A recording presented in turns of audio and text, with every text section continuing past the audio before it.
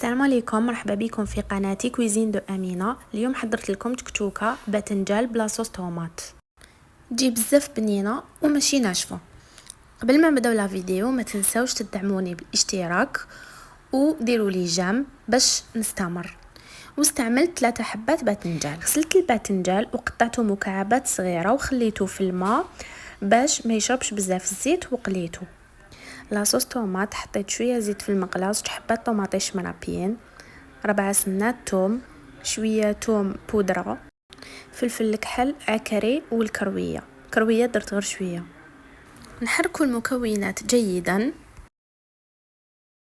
هنا انا ضفت شويه هريسه وشويه طماطم مصبره. حركوا ملح، نقلوب بيان لاصوص فوق النار، ولازم تتغطى باش طيب مليح الطوماطيش. هنا درت لها شويه السكر باش ما تجيش حامضه. نزيدو نحركوها مليح. هنا نشفتها كامل من الماء. ودوك باش درت الملح الباذنجان ما درتهولوش من قبل.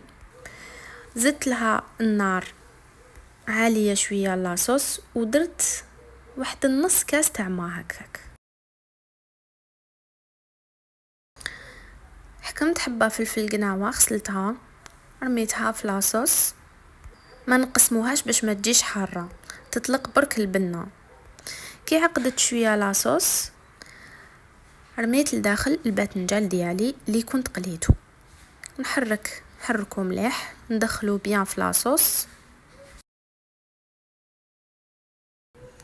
هنا زدت شويه برك تاع ما باش ما تجيش ناشفه، ونحركها مليح ونغطي عليها باش تتجانس لاصوص. ضربت 3 بيضات وعقدت بهم التكتوكه ديالي. لكن الماء هذاك ملاحظه، الماء اللي درتو من قبل ما حطيتش مباشره البيض فوق، وخليت لاصوص تتجمر، ماشي حتى تنشف كامل ولكن تجمرت شويه باش ما تجيش ناشفه. ودرت البيض هنا وما نغطوش البيض، نخلوه يطيب بلا الغطاء.